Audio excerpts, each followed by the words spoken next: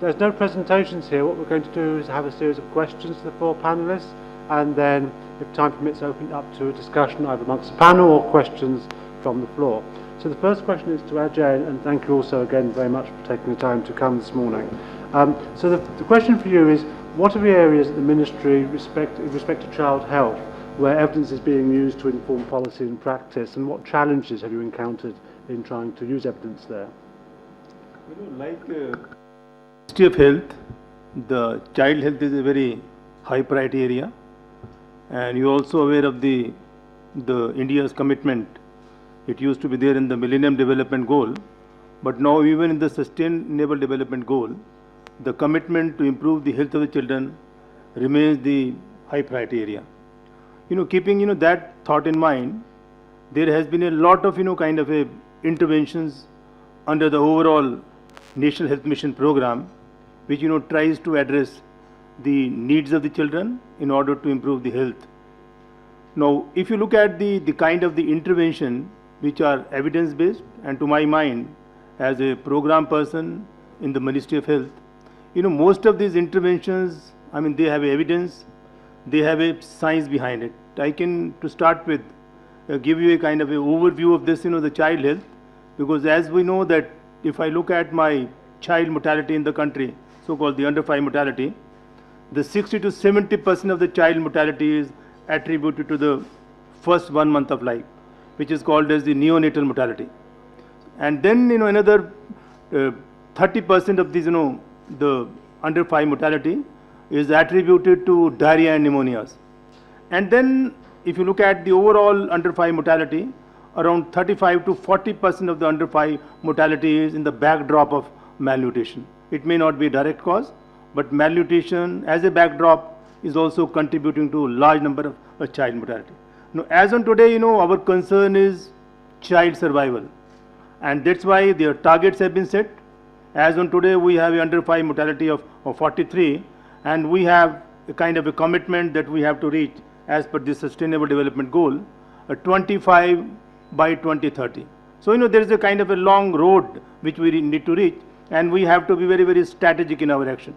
Now, keeping that thought, now a lot of investments are happening in the area of newborn health, and we looked at the variety of the policy issues, the interventions, the science behind it, and then the Government of India came up with a dedicated exercise, dedicated intervention, which is called as the facility-based intervention. Because if you further try to break down into that 1 month of mortality, out of that 3/4 of those deaths which happen, they happen within 24 hours.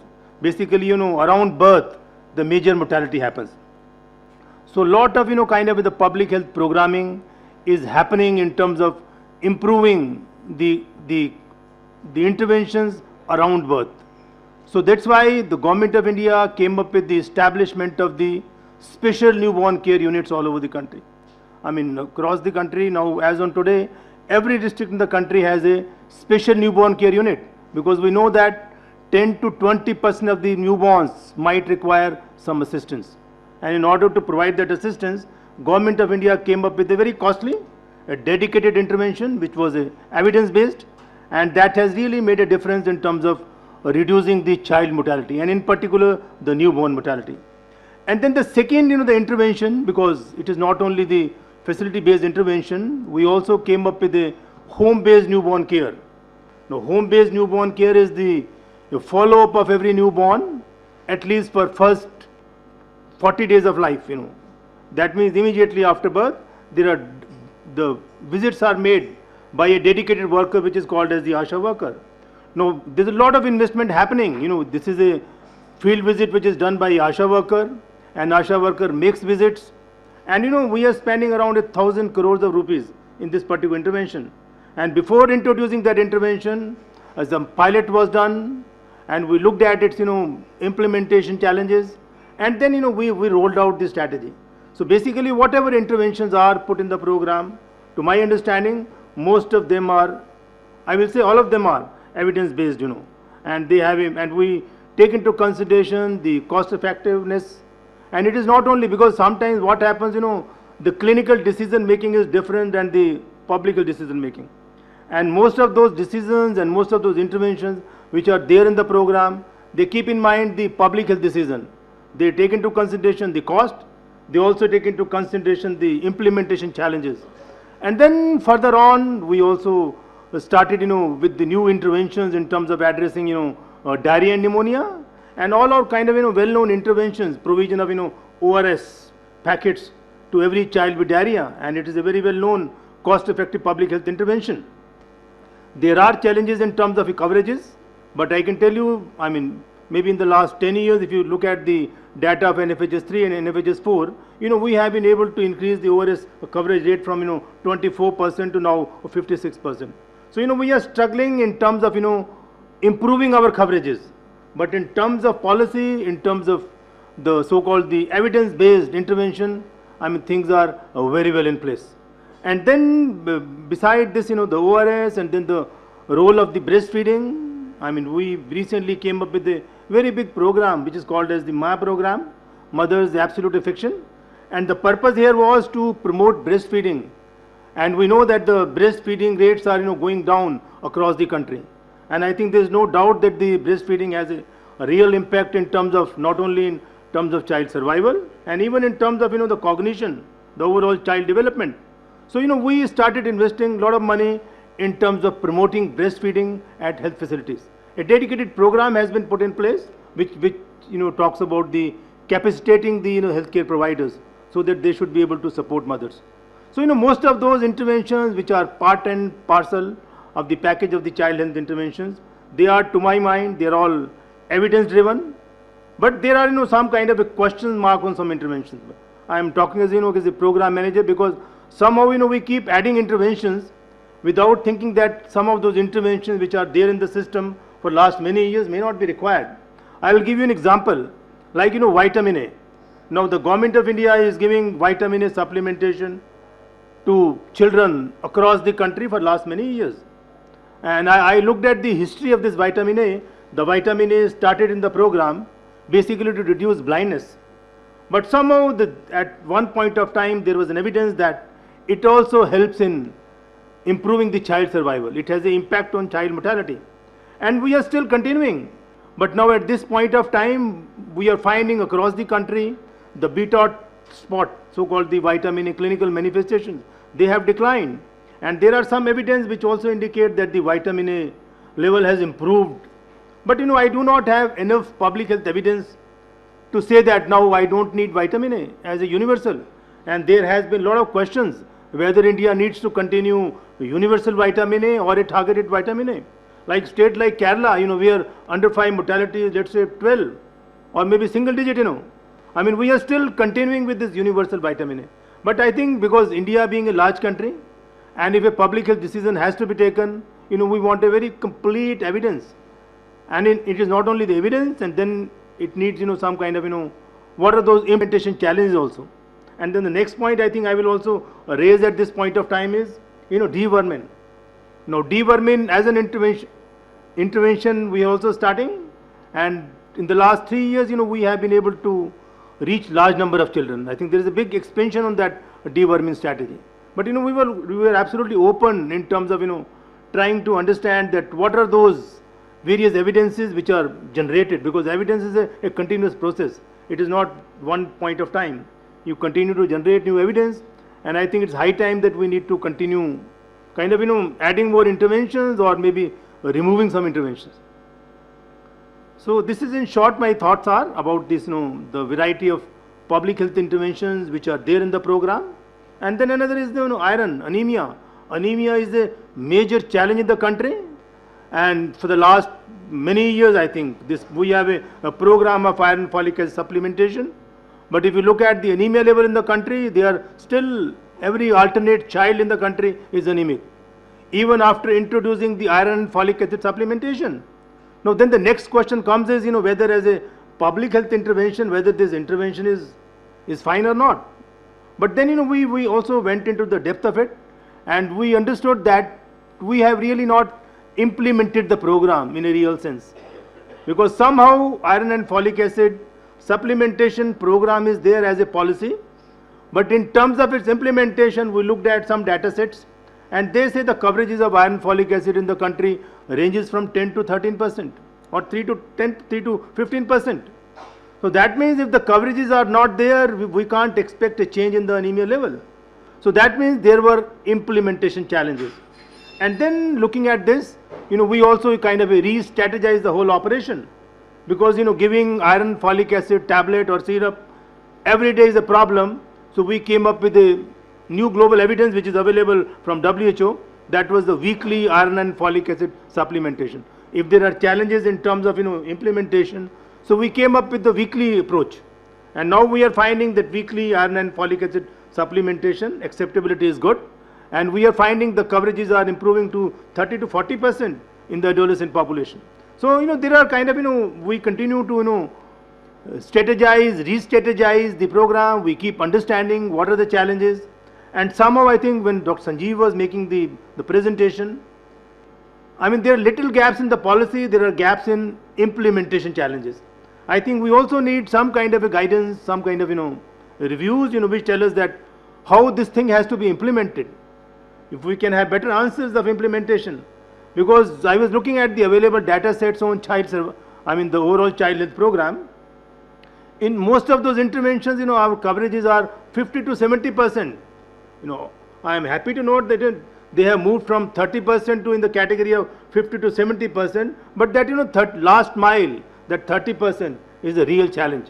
I think we have to start thinking how to reach to that so-called the unreached population, marginalized population, and somehow I think it is a great opportunity for us in the sustainable development goal, where we need to reach to everyone, that universality, universal health coverage, and that has to be achieved. I think we need some kind of answers, implementation answers, that how we should do that. So this is in short my thoughts are in terms of overall child health program as a whole. Thank you. Sachdeva, same question to you in the area of malnutrition. So areas in which malnutrition has been, evidence has been used to inform policy and practice of malnutrition, and the challenges that have been encountered. Thank you for this dicey, tricky question. And before I start on that, I'd like to declare what might be perceived as a conflict of interest by some. I'm a member of the WHO guideline process on the group on nutrition, have been involved in policy making with the Government of India as a researcher in the Cochrane groups, and have written extensively against some of the nutrition programs, so I might be you might get a flavor of that. Well, I would say evidence is being used almost universally to inform policy, but the main issue out here is that evidence being interpreted differently by different people to advertise the products, and whether it is appropriate for the context in which we are working or the Indian context. Evidence is just a small part of the decision making process, and I find the WHO framework for the guideline process pretty useful, in which you have values in addition to evidence to inform you to take a decision, values, judgments, cost effectiveness, ethics, whether there is an issue of equity or not, and at the end you arrive at a decision, and finally it has to be a yes or no, which will have some pluses and some minuses. Now coming to a country, Dr. Khera has already enumerated some important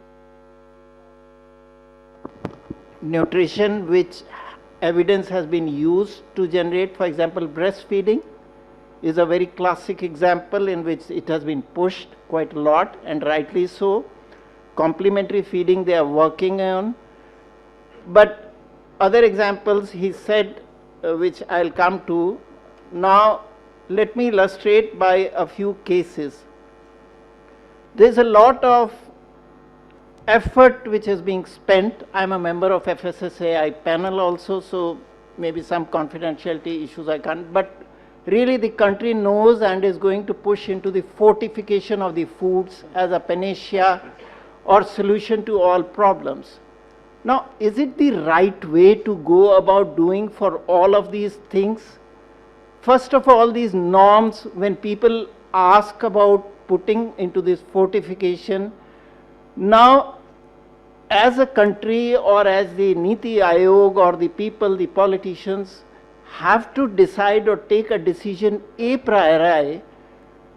Is it just we are looking at the elevation of a micronutrient in the blood, or are we looking at functional or biological consequences or productivity in the country? That to me is the key issue when we are investing so much in money. For example, there are a lot of flour which is fortified with iron. We have done a systematic review, we have published it. You add iron to flour or wheat, there are issues of bioavailability, and most of the studies would go around and tell you or show you that the hemoglobin does not, I repeat, does not increase. It's only maybe in some a little ferritin increases or not. So the entire public distribution system is going to be flooded with this thing. It's going there, but is it going to have the benefit that we are intending it, or the hemoglobin level? Zinc fortification, we have published a Cochrane review on that. What does it do? There is no evidence that it will produce any benefit. At best, if it is given alone, not with other micronutrients, it will elevate the serum levels. So I would agree with what Professor R.R. Singh said. It is impression rather than that. I would say it's the faith, and more importantly for the politician, the perception that will go down or filter to the people that something is being done for them, or the poor or the marginalized, and it is really advertising this when the evidence does not support it for that particular benefit which is likely to be given. Dr. Khera illuminated on vitamin A. We have written extensively that at this stage, when we talk of evidence, we should not be looking at evidence which is 50 years down the line, 60 years down the line. It is evidence, contemporary evidence, which is important. And it's 10 years since we had to push for the Devta trial to get published. It shows a trial on 1 million children, no benefit of megadose vitamin A supplementation, but once a program is on, it's very difficult to take it away, or even in a phased manner, and one must think about this very carefully. And it's again here the perception. I don't blame the ministry or the government people. They are heavily understaffed.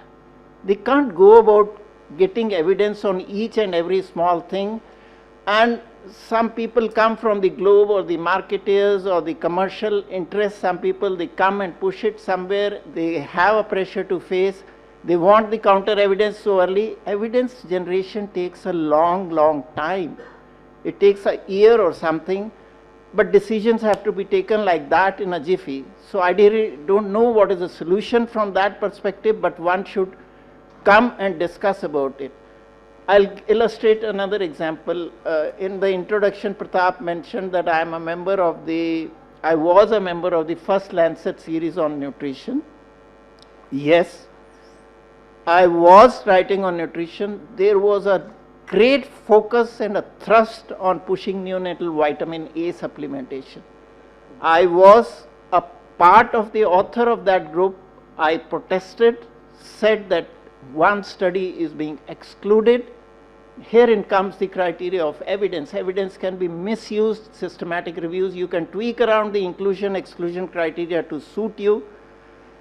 After that series got published, I wrote a letter to the editor, to the Lancet. This conclusion is wrong. Neonatal vitamin A supplementation does not save lives, and it is only on that basis, at least in our country, that neonatal vitamin A supplementation did not become a part of the birthing kit. Deworming, you are having an extensive discussion after that, but I don't know, many people, policymakers, do not understand what is evidence. They have to act fast. Perception is the key for them. It's time the policy manager in India, I've been arguing for this for a long time. We should have centers for policy research, dedicated centers, child health, nutrition, or whatever it is, which should provide the answers, like you have the NICE system in UK, which should be there, and they should actually tell you for this. Now the people are being taken for a ride ultimately. When you say that you are fortifying everything, everyone will become healthy, become more productive or so on, it's not there. Does the country look for magic bullets, or are we looking for sustainable development is my question. Thank you. So Meenu, could you please now tell us about the Evidence-Based Child Health Centre in Tandakar, and particularly how you choose which topics you're working on, topic prioritisation? I would first tell you about our Centre for Evidence-Based Child Health, which is funded by ICMR for last 5 years, and we are on the 6th year on a no-cost extension. And this centre was started in 2012 after a lot of groundwork which we had done with the Cochrane.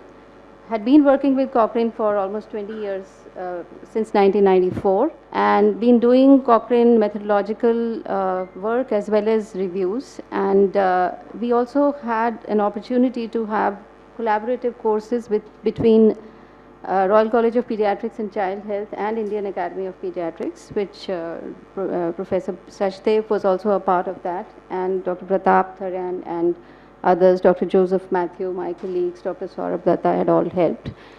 And then in 2012, we had this center which was focused on child health, and the mandate was to do systematic reviews relevant to the child survival as well as child health, and to build capacity amongst doctors, especially pediatricians, to do systematic reviews and critical appraisal, randomized control trials, etc. We were also expected to do some evidence summaries, etc., which we have done. And to tell you about the progress, we have published 21 systematic reviews with our various groups. And we have 6 or 7 Cochrane reviews out of that. And we have trained more than 900 participants who have participated in these courses. And many of them were in our satellite centers, which was, one was in Dr. Rajendra Prasad Medical College, Tanda in Himachal Pradesh, and the other one was in Nigrims in Shillong, where we were conducting these courses, which were mainly how to practice evidence-based child health and how to teach evidence-based child health, as well as we were doing locally our workshops on how to write a protocol for systematic review and then how to complete a systematic review, mostly based on Cochrane methodology. And we felt very comfortable with that because had been involved in Cochrane methodology earlier. And now we're very happy to see this marriage which is taking place between Campbell collaboration and Cochrane collaboration in India. And because we are going in for medical technology assessment now, and we know that there are several other issues. Besides just effectiveness, we need to have cost effectiveness. We also need to have ethical and inclusiveness issues which need to be taken care of, which are very, very social issues which need to be considered whenever a policy implementation or a policy generation is going to take place. So we are very happy that that is something which we will be pursuing now, and we will be involved in this kind of work as well. Now, your second question was about this work which we were doing. From where were we getting the ideas and whether we were doing any prioritization. We had a group of people who were guiding us in the annual meeting which was happening, which was actually the review group for this ICMR Center for Advanced Research. And they included Dr. Sachdeva and Dr. Khera, and Dr. Khera would always come with a bag of goodies for us. And these goodies were actually the questions. Because it is the question which guides a review, and it's a question which raises more questions, and then we try to answer them. And many of them were actually related to public health issues which he has just pointed out, and they were related to immunization. So we looked at pneumococcal immunization, Hib immunization, rotavirus immunization. We looked at some diagnostic aspects of tuberculosis. We've also looked at other immunological interventions which were done and then implementation strategies we have looked at. So all these questions, I guess, he had picked up from his vast experience, and as well as the other group members who were there, who would tell us. But otherwise, we did attend a workshop on prioritization by NICE, and we saw that this probably had to be done on a much wider basis.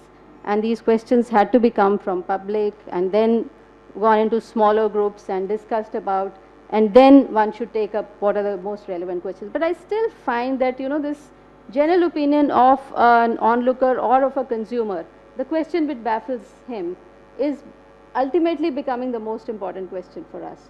So in India, I think we have so many questions which need to be answered, and deworming is another one which we are going to discuss today. And I've just been reflecting whether it is Swachh Bharat mission which is going to solve the problem, or is the money for deworming going to go into that, or is it deworming which we are going to continue, and were we expecting too much out of it, this strategy?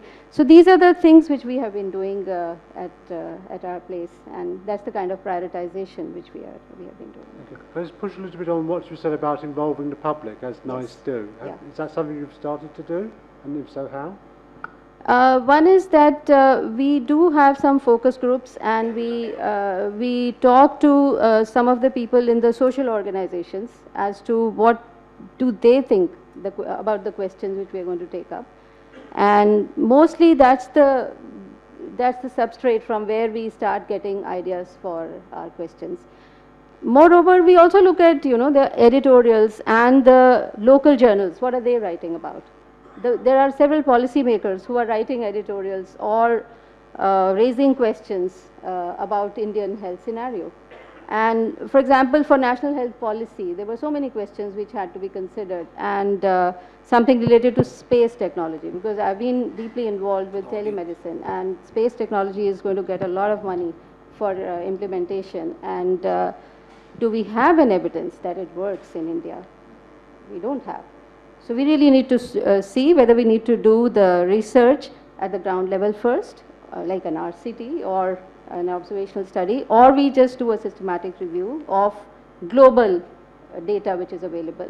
Is there a need to reinvent the wheel, or we just rely on some evidence which is available from and then apply it to our country and see it?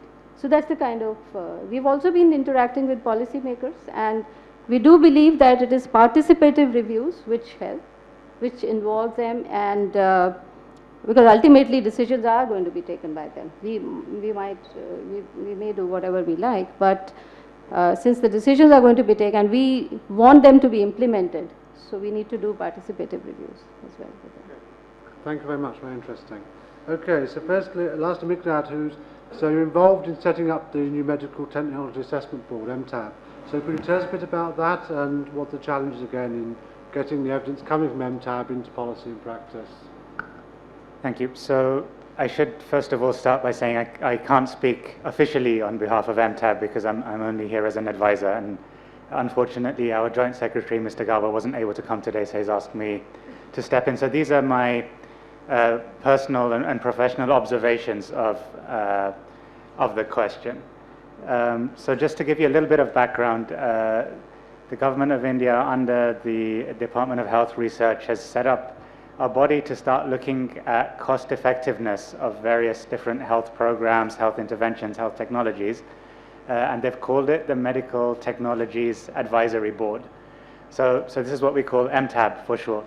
And one key word in this acronym, advisory, right? So the key idea is that it doesn't have any statutory mandate. The results of the analysis of MTAB don't have to be adopted by anybody. This is just advice. And so essentially it's a body that brings together evidence on costs and on effectiveness and on various epidemiological information, and brings them all together and looks at cost effectiveness of various different health interventions. Now, I mean, coming from the UK, we have this body over there, NICE, which many of you will have heard of,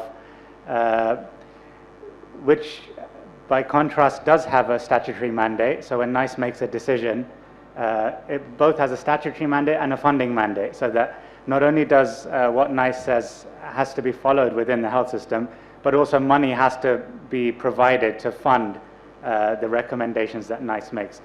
And the health system in the UK is really simple compared to here. I mean, it's just government hospitals and a government health budget, and it's all tax funded, and it's free at the point of use. And so So really there's one user, the Ministry of Health, and there's one way of providing services. So it's a really simple system compared to what I've observed here. So here we have this incredibly complex system where we have a whole host of different user departments all involved in health from different perspectives.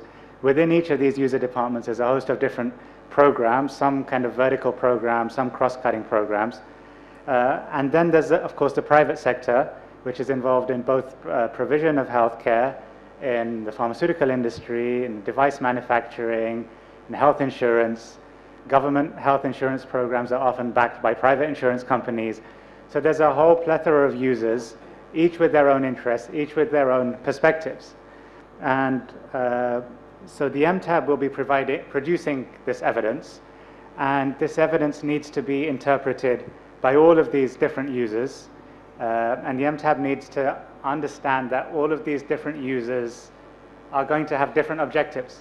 So one of the things is there's maybe no correct interpretation of the evidence provided. There's no one answer on whether or not something is the right policy to follow. That will very much depend on who you are and what you want to achieve. And so something which is the right policy for the National Health Mission might not be the right policy for a pharmaceutical company.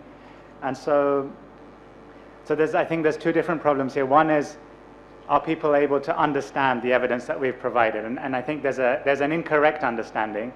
And that's one job that we have to do, is to make sure that people can understand. I think cost effectiveness is a fairly new area in India. And so just understanding, what do we mean by cost effectiveness?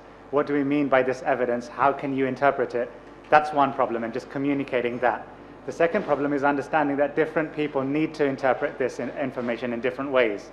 And they need to all interpret it from their own perspectives and use it in different ways. And that I don't think is something, there's something wrong with that. I think that's the reality of this complex health system, that different people need to understand and interpret this information in different ways.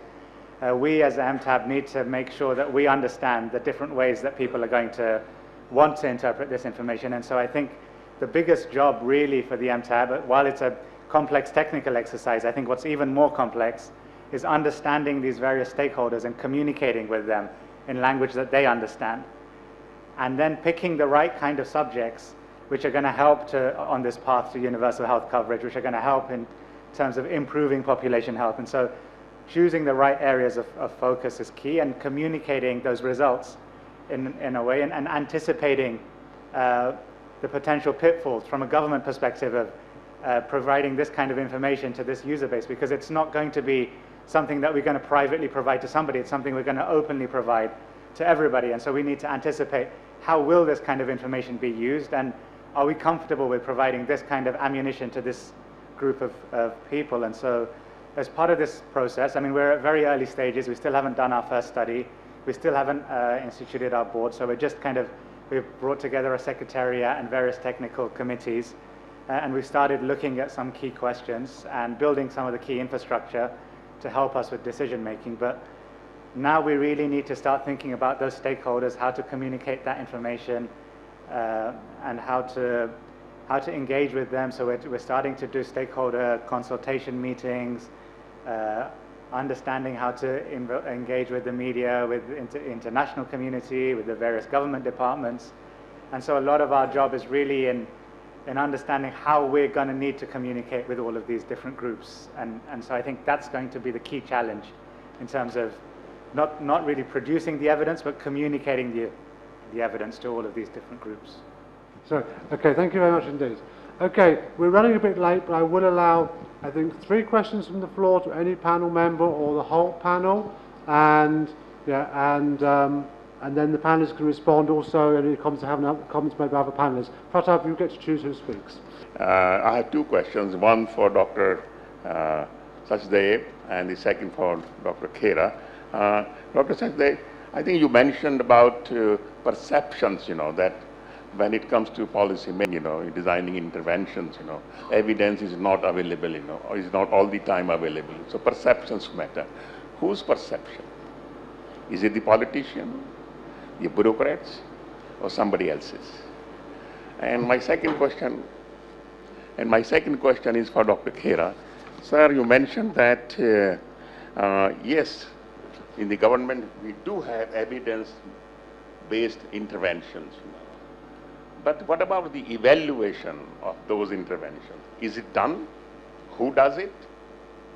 And who demands those evaluations? I'm Professor Jethwani, and I'm a communicator, health communication learner. I wouldn't say really an expert. I took a cue from the gentleman who's representing Mr. Gauba. Communicating with the stakeholders, or rather call them right holders, the people for whom the health policies are. And the question is directed to Ajay Khera. In fact, if you see the Ministry of Health and Family Welfare, a high visibility ministry, one sees a lot of paid advertising in the mainstream media. My question is, these ads probably are a feel-good factor for the government, which is in the saddle, and not really for the people who are supposed to partake the benefits of the health policies or the programs. You generally find politicians adorning your, ads, and the unfortunate part is these health programs supposed to be for the grassroots communities. You find these ads in mainstream newspapers like Times of India, Economic Times, Hindustan Times, which I don't think they really even read. So my request to you would be that when you do the cost analysis, please put an impact study, evidence with impact study, whether the communication with the government is doing, is it reaching out to the people for whom it is supposed to reach, or is it just a feel-good factor for the government to tell the people, intellectuals, intelligentsia, and the middle class that we are doing a good job? Thank you. I'm Sunanda, and my question is also part observation about what Dr. Sachdeva said and about Cochrane. Now, where is the evidence coming from? Because when you mentioned we should not look at old evidence and we should be only looking at new evidence. And the evidence is mostly coming from recent publications, so which means that things which are very popular at this point of time are more spoken about or written about, and that doesn't always necessarily mean that they're better than what the old ones are. For instance, I'll give an example in what happens in rehabilitation. There was a systematic review which showed that physiotherapy has not really featured as important therapy, in fact, physiotherapy and occupation therapy. That's because actually there have not been many papers on that recently. It's all been about Botox, it's been about dorsal rhizotomy. So the recent procedures get highlighted, and if you're picking up only the publication, evidence from indexed publications, then we know that some of the time-tested traditional methods actually will have a disadvantage. That is one. The other is when we say the context-specific research, there should be a baseline, and because as medical students I read about things like sub-Himalayan belts being known for their goiter and all that, and when iodized salt was introduced, the question is, were there any baseline reviews which gave the evidence that whole of India needs iodized salt? And to me, the alarming rise that we see in thyroid problems, whether we could even attribute it to it, because neither do we have baseline nor do we have region-specific evidence. So these are the things that I feel that maybe Cochrane should also look at when providing evidence.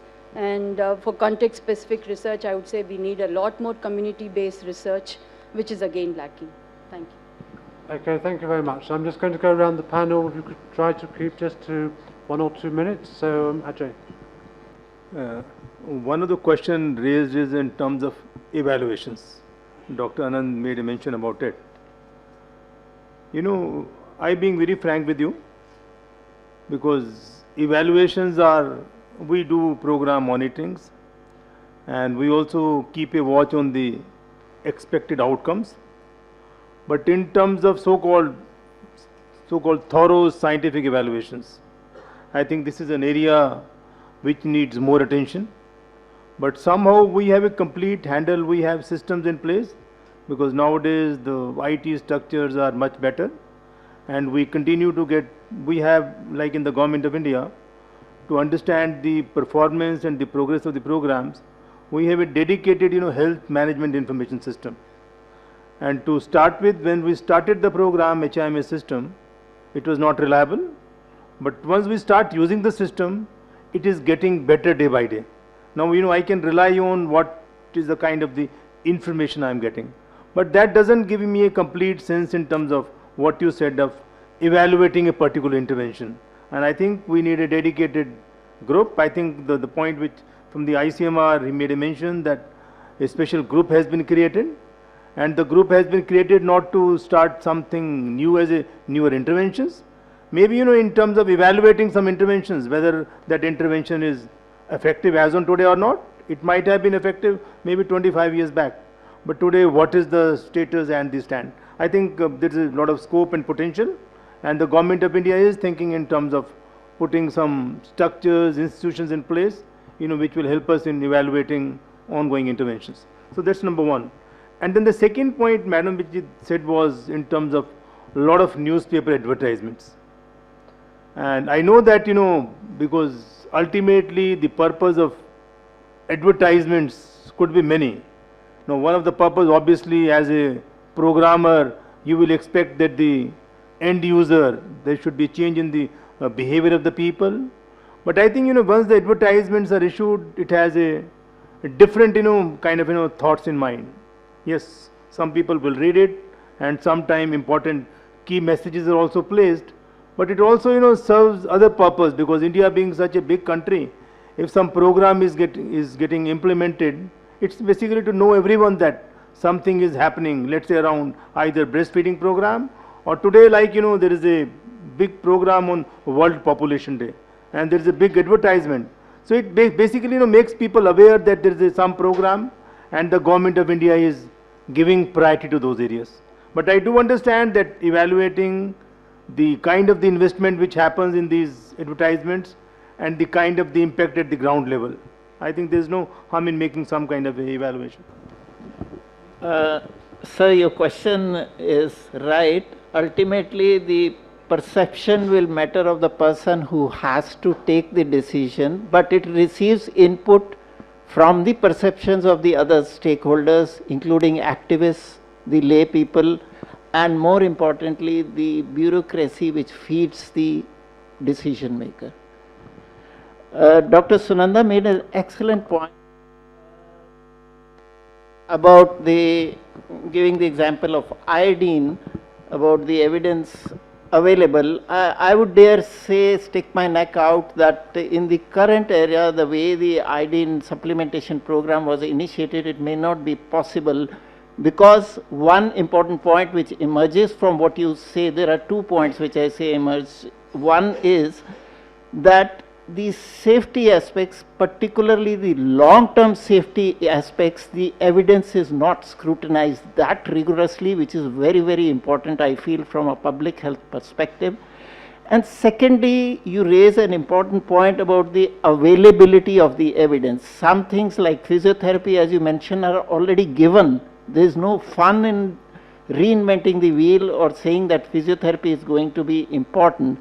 In the field of nutrition, this is very important, because you will see several studies which are according to what is known as nutrient-specific intervention. I would prefer to call them nutrient-based interventions, because companies tend to benefit out of that, but you will find very little evidence on nutrition-sensitive interventions, which are the routine day-to-day overall development, which to my mind is influencing the improvement in the country's nutritional status for water supply, sanitation, hygiene, immunization, healthcare practices.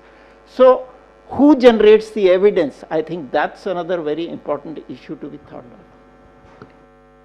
Meenu, please. About the recent evidence, as was pointed out by ma'am, that sometimes the recent evidence may not be the best. But we have to see the recent as well as the quality of the evidence has to be seen. And as you know, systematic review tops the list of various categories of evidences which are taken to make decisions. And if a systematic review is not comprehensive, that means if it has not included the oldest studies available, then obviously it is not of good quality. So if you go by recent and also see the quality, then of course evidence has to be, and not all Cochrane reviews would make that grade, because many times they are not updated. if they are not updated for last 5 years or so, then obviously the information which is there would get old, and one would have to do another systematic review to find that. So, and about the advertisement bit, ma'am, I just wanted to say that I see most of the full page advertisements coming just before the elections. So probably they are politically motivated, and they are supposed to reach people, so they are given in different languages as well, so people do understand them. And sometimes they do announce the programs which are being carried out by the government. So I think they are mutually beneficial sometimes. So just to pick up on the quality of evidence issue, I think we as health researchers sometimes are guilty of always only looking at the most perfect information. And I think when you're, and you can see this in things like 95% confidence intervals and hypothesis testing, and I think that's great when you're doing a scientific study, but I think when you have to make a policy decision, you very rarely have this kind of evidence, and you need to start to be able to use less than perfect evidence to be able to make policies, because you have to make a decision one way or another. And I think this is something that maybe we can learn from economists, because economists always work with policymakers and always work with bad evidence. And so understanding how to use less than perfect evidence, understanding how to incorporate uncertainty into our decision-making procedures, how to make sure we get the best expected value from the information we have, I think is also useful to make sure that we use all the evidence we have, not just only the perfect evidence. And just to take an example, if you do a clinical study and you find that you don't have 95% certainty that one option is better than the other, that doesn't mean you have 95% certainty the other way around. That just means you have more than 5% certainty the other way around. So you can't really conclude anything from such a study. That doesn't mean there's no useful information in that study. And so I think there's something to be said for, especially in a relatively data-sparse environment like India, there's something to be said for understanding uncertainty much better and using the information we have as best we can. Okay, thank you. I'd like to thank the panelists once again for your time and for coming this morning. Really good.